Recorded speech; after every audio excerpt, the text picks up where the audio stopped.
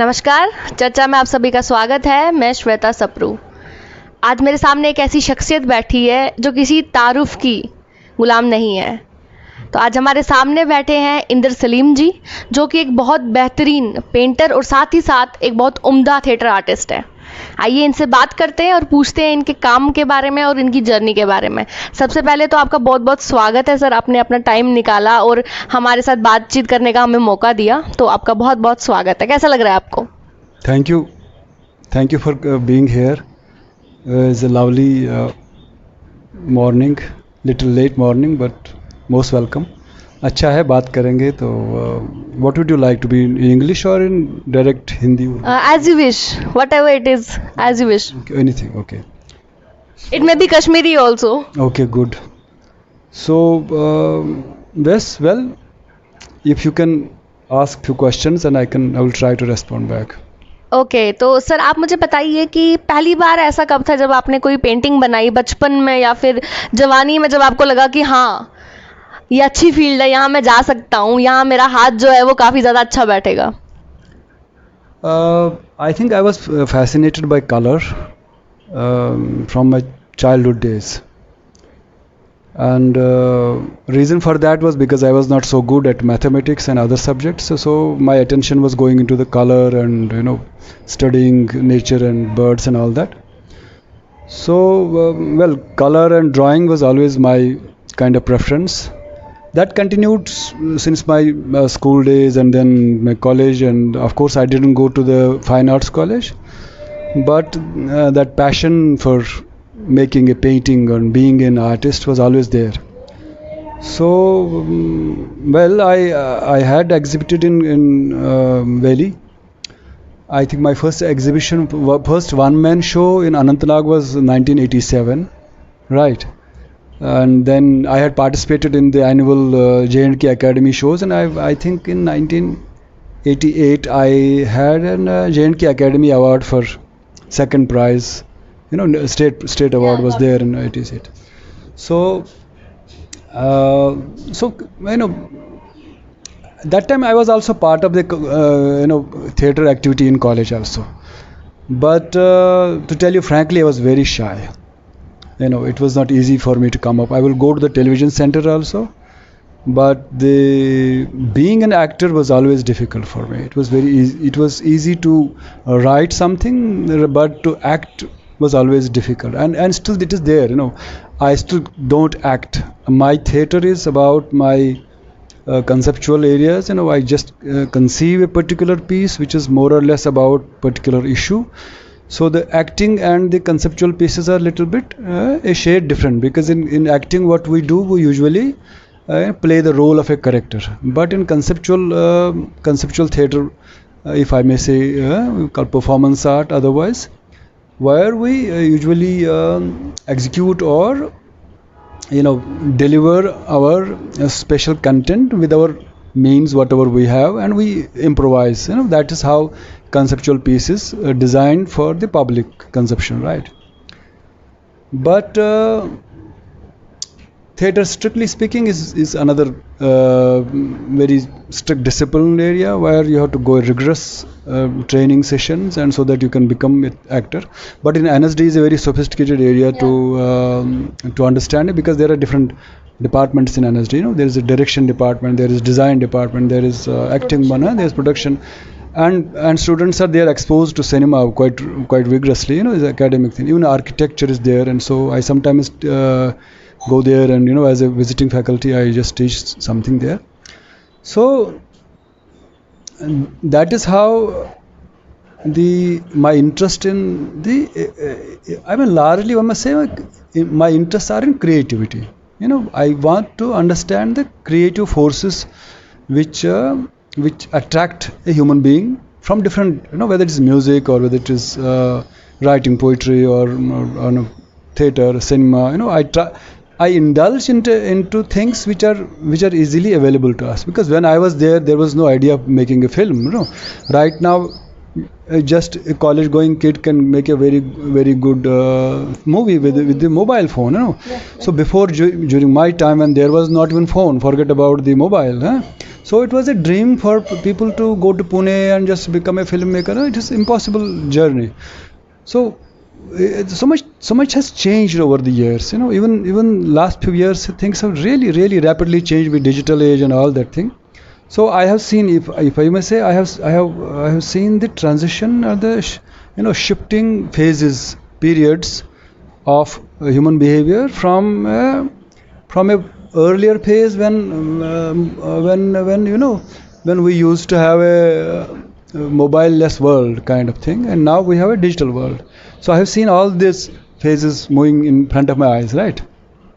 But one thing is static during all these my I must say last 40 years, 30 or 10 years, 40, 50 years I must say. Art is something which always sustains the human being to think who is he or she, right? So we question ourselves, we talk to ourselves, and we find answers not only in words, we find answers in art also. Yeah. I want to know, for example, I read history or mathematics, you don't find the answer who I am. No, art is a special faculty in the world where a human being talks to the self. I want to talk to I am this. Okay, there is something of me in this painting, right? Then we become kind of happy, and we share that happiness. That look, this is me, this is my poem, this is my music, this is my acting, this is my this is my dress. That is how the human being lifts his or her forced life on earth. We are basically put in a pressure cooker. If we see the way we live, we are living in the boxes. Flat is like a box. Yeah. So everywhere it is a kind of a panopticonic kind of structural gaze where we have been put ourselves in somehow. So people don't actually like, people don't go to, children don't want to go to school, people don't want to go to hospital, nobody wants to go to rigorous work, in the bank or in the office, work from morning till evening. Nobody wants to work. And once when you get a break, and when you get a break and you get little bit of time for yourself, what you do? I say, this is my time. Then it is my time, and I spend it on my own terms. That is where art begins. So the art is basically a very special tendency to kind of refresh. The way in computer we just press this F5. It's a kind of refresher. We refresh and then we become once again ready to face this onslaught. The world is basically very tragic place and very onslaught. We go out and just go through this terrible things of transaction, buying things, and now in the corona period it is more of a trouble to be very safe and all that thing. But world is always a challenge. It is only when you enter into the realm of art that you feel you exist.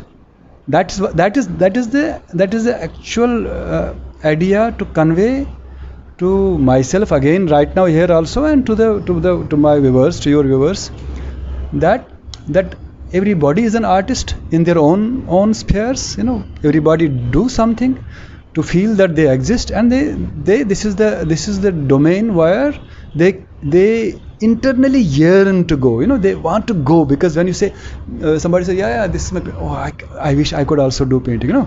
And when they don't do painting, what they say, no, it's not my job. No, but I'm saying that everybody can paint, provided we don't imitate or we don't run after the perfection. The moment we learn to live with our own time, we become artists. This is the key to understand the creative force, because the creative force is basically a force in nature which we kind of inherit from since our birth. For example, there is when you are born, there's a small kid, and then the small kid, it's just 3-year kid or 2-year kid, and they go and wear some fresh clothes and colorful, they get a toy. What they do? He goes to the other kid and shows him, look this, look this, and I have new. Why?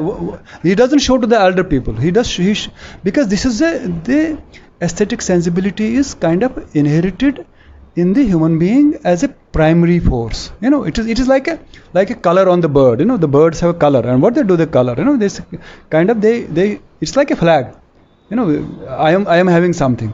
So even the dancing capabilities. You know, you put some beat here, and there's a little baby here, and he starts moving like this. Why it is so? So because we are born with this aesthetic sensibility. You know, rhythm, refrain is, you know, when you repeat the beat, tuck tuck tuck, tuck tuck tuck, tuck tuck tuck, tuck tuck tuck. This beat is basically embedded, like programmed in our brain. That's why we do arts. So it is not something that I am doing something which you cannot do. No, we always have a double in us. You know, we are flesh and bone, but we have a potential and capacity to transcend. Transcend means you go elsewhere. Matlab, I am here, but I can in my mind also I can go elsewhere. That is the transcendental capacity, right? So we are physical, empirical, material beings, but we have capacity to go elsewhere. That's why we are a doublet. You know, doublet is a very interesting Foucault's phrase, that we are born like a doublet. That's why everybody can do art. Everybody can, provided we have a courage to accept our imperfections. You know, I am imperfect, so I accept, and I share my imperfection with you as my core aesthetic sensibility.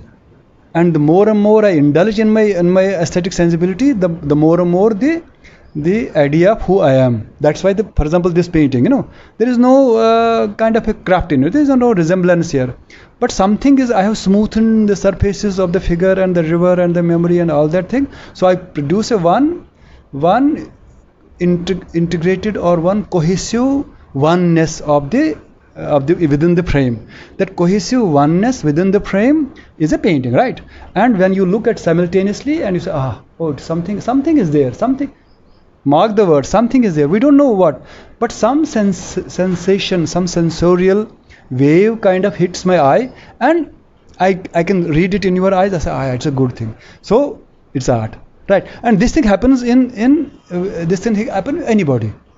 That is how I can talk about the how and what is the artistic journey, right? So right now we are talking about the painting. It's right behind us, so we can see it. And I also want you to tell our viewers about this painting. Okay.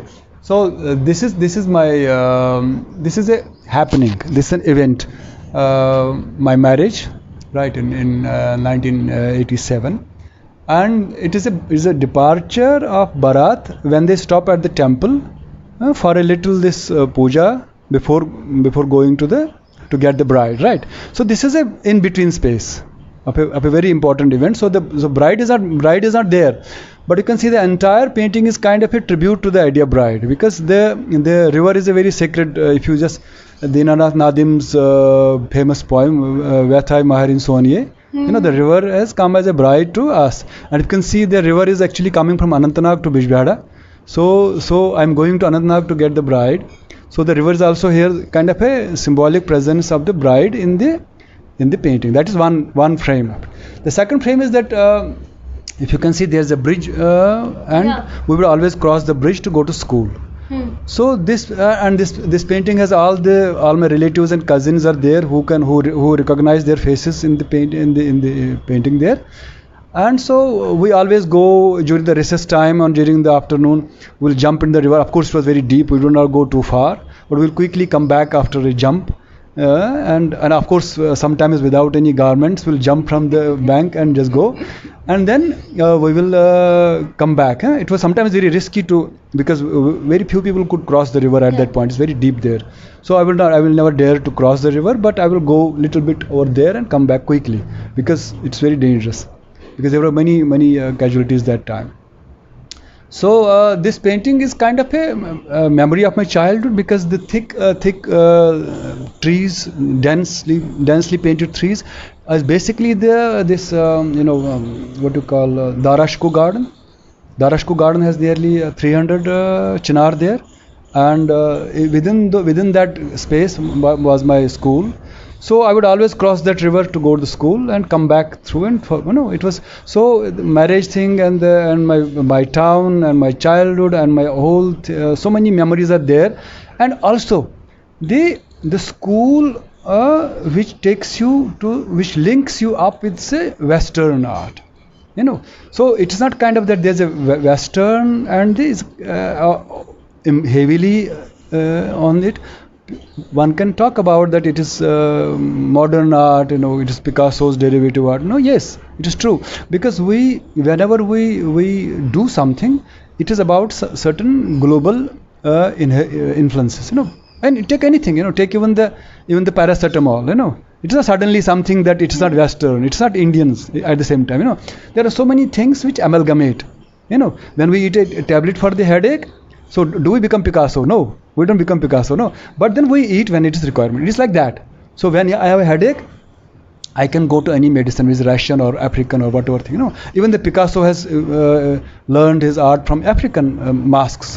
So there is nothing kind of this Western Indian kind of thing. It's not like that, because we have always been collecting or reflecting the influences from everywhere. That is our human nature is like that. So there is no strict idea of territory in the sense of what is Western or what is Indian. No. So discussion is basically what is basically the effect. Effect is that if I bring 4 or 5 things together and put it in a cooker, and whether the spices are right in the right measure, so that we relish the meal. That is how we can talk about art also. So in this case, it is about that bringing 4 or 5 things into my recipe. So in this kind, there's a little bit of Picasso also, a little bit of my nostalgic trip, my marriage also there is a Nidhirana Nadim's Vathai Maharin Soni there, and there is a symbolic thing. If you just see the face of the groom is almost like a white thing, and there's just circles are drawn at the back of it. Kind of an I have given some aura, given some halo to the idea of marriage, kind of a sacred ceremony, and at the same time it is in the garment of a language which is more or less global. I don't think that I only enjoyed. I think my wife also enjoys, because she can see herself there also, though she doesn't. She doesn't. She's not in the picture, but she can. But it's more or less it is about her. Yeah. Because most of the presence is basically the river there, and it's coming from our home to our home. The flow is from this end to this end. So in that sense, the art is a kind of not about meaning. It is about how much it affects you. How much it affects you. How much it actually takes you for a while, and where the language, where the logical way of understanding things takes a break, and we go, yes, even for a moment, that's enough. So even if something actually makes it, and that's actually about me also. Who are you? I'm Mir Salim. Okay, is enough, because existence is not much more than that. We are like a grain of a sand in the entire cosmos. So if this one moment, what's your name? Indra Salim. Okay. It's enough. It's enough for human being to be content with what you are. There is no big fuss about, long. I will not tell you about 1 hour that who I am, where from. It's not necessary. But one moment of a intense understanding of who I am, and I have invested my things through art. That's actually idea how the art functions in our systems of living, right, as a force. Right now we have another painting here. I want to show you that also. Okay, so this is Laldev Vak, Goran Vonnam Kunui Vasun Nebrud Dupnam Andar Achun. Right, it's a very famous Laldev Vak, and the Vak but it is half of the Vak. The second half is, what is that? Do you know? No. Tanai hutum nangai suime lali go kunui waqt watsun tanai hutum nangai natsun. Right. So this is basically the half of the Vak. Goran Vonnam Kunui Watsun Nebru Dopnam Andaratsun. If you see, there is there's a kind of a triangular form to the walk. The other the dance, the mantra, which enables me to think I am dancing, is not about nudity. It's about basically that I am born without any inhibitions because I was born naked, right? Yeah. And I will die as a naked person, right? So, but that part is not here. It's only the first part is here because when if you see the last alphabet under Asun, after that it is basically up to your imagination whether you will dance or not. So this is the half of the couplet, half of the walk is basically the intent here. So it is my mentor has kind of guided me to enter from outside to inside, right? Then you have to shut your eyes and remember what Lal Ded said afterward. But you don't have to write it down because that can inhibit the dancing part, because if you write it, you are basically done. Okay, you read the full couplet and then you turn your eyes. No, I have written the half of the couplet so that the other half is actually performed. Performed means life. That is why this painting is another very important part of, and it was a part of my performance at LTG Auditorium. This painting, that time I was performing that time very famous poem by Ahad Zargar along with the Lal Ded's couplet. Ahad Zargar is a very famous Sufi poet from Kashmir, so I was performing that poem, and because the journey from Lal Ded to Ahad Zargar is basically entire Sufi. Ahad Zargar is understood as the last Sufi poet from Kashmir. He died maybe in 1970s, and he was from Bijbehara, but he was living in very famous great poet. So I was connecting the entire period from Lal Ded to Ahad Zargar. So this is how, that's why this painting becomes important for me to, it is kind of an invitation. For example, when you enter into my room, what does this painting say? Even the let us say the room becomes Andar Asun. So I told you enter from outside to inside, and here you feel the dance of the life. So it has a multiple levels of understanding of what Lal Ded was talking. Just Lal Ded is such a huge thing. It's not something ordinarily to talk, but a little small fragment of a walk is enough to live for a whole life. It's like that. It's not, you don't have to have entire Lal Ded in your room to tell you what is Lal Ded. So a small. That's why this painting is kind of a I live with this idea of Lal Ded as a kind of a good omen. Yeah. There's a good omen in my home. That's true. तो ये थे हमारे साथ इंदर सलीम जी. इन्होंने हमें अपनी journey के बारे में बताया, हमारी पेंटिंग्स दिखाई और मेरे बिना कुछ पूछे ही सारे सवालों के जवाब दे दिए. तो मुझे नहीं लगता मुझे इन्हें अब कुछ पूछना चाहिए. तो इसी एपिसोड के साथ I can tell you a little bit more about it. या sure. There is a little I thought you will ask the question, but I will ask. So the Indar Salim, the Salim part is a Muslim sound, right? Yeah. Indar is a Hindu sound. Now the funny part is, about the name. There is actually only one person in my entire this migration pointed out. He said that Indar is not a Kashmiri sound. She was a Punjabi she was a daughter of a brigadier, Shiba. She told me, but Indar is not a Kashmiri sound. How come you say Indar? I was really happy that day because it is true. Indar is not a Kashmiri sound. It is Yandar. No one will call me Indar. It will call me Yandar. See the difference between the Indar and the Yandar. I am Yandarji, not Indarji. So basically both the sounds Indar and Salim are basically not Yandarji. So let us say what was Indar. Yandar is basically the yantra, right? There's a mantra and there is yantra, right? So that is about Yandar, that charkha. It's called Yandar in it's kind of a there's a Yandra Bah in Kashmir, you know. We celebrate the Charkha Day. It's very special, and also Wahab Kharas actually talks about Yandra as the whole human body as a Yandra, and even the thread around is called Yoni. You know, Janev. Yeah, it's called Yoni on Yandra also. It has a different connotation in Kashmir. So I'm not Indar is basically this Indar god, rain god, right? So Salim is the Arabic sound which means gentle, right?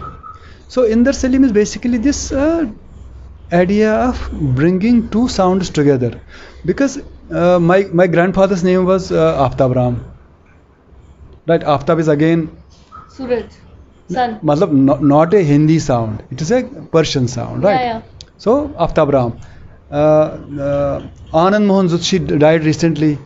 He was a Kashmiri, but do you know what he is known? Gulzar Dahelvi, right? Brij Mohan Chakbast, great poet from Kashmir. Chakbast, always Urdu, but a Pandit. Anand, there are so many. My colleague was Iqbal Dar. You know, official name Iqbal Dar.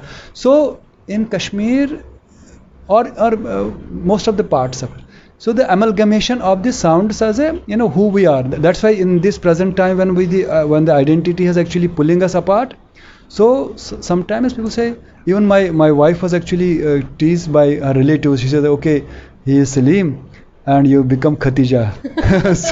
so and Yogin will be called some Ali, and Zuni is already Zuni. So basically the political crises have pulled us apart in such a way that we don't know that what is the problem with the name. Let us say Raghupati Sahai. Do you know who was he? Firaq Gorakhpuri. Oh. Now Firaq Gorakhpuri is such a great poet in Urdu literature. Now great means कि you cannot cross MA in Urdu without reading Firaq Gorakhpuri, right? Yes. Raghupati Sahai. So we have a huge kind of an idea of this earlier inherited languages, you know, idea of, for example, entire court languages in Persian, you know, even now we can, if you go to write an affidavit, you can see the language of it is all Persian. So that's why I will just talk about this, the idea of the Indar Salim, because of this political divide. So people are a little offended. Oh, this is Indar Salim and he's little bit becoming more Muslim and more, he's less Hindu kind of thing. No, but the point is not about that whether you are Hindu or a Muslim. The point is that whether the creative force is actually, affecting yourself in such a way that you radiate to spread happiness and also the intensity of who we are, rather than getting ourselves trapped into the identity problems, you know, Hindu, Muslims, you know, that's actually very non-starter for me, the identity problem. For example, if you go to Guru Nanak Ji, such a great personality. Now take an ordinary Sardar Ji. Now what is between Guru Nanak and ordinary Sardar Ji? Nothing. So Guru Nanak is a grace. Guru Nanak is not about Sikh. He belongs to all. So similarly, for example, Ram, Iqbal, such a kind of a Pakistani poet, he has said that Iqbal was a Imam-e-Hind. He was a Imam, is the prime symbol of the idea of Hindus, is the Ram.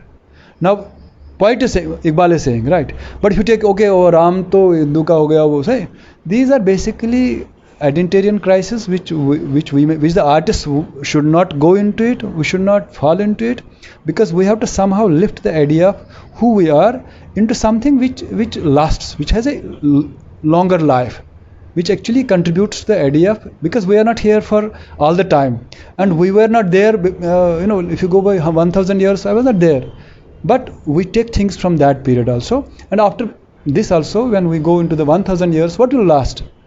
Not the identitarian conflict, but what will last? The aura.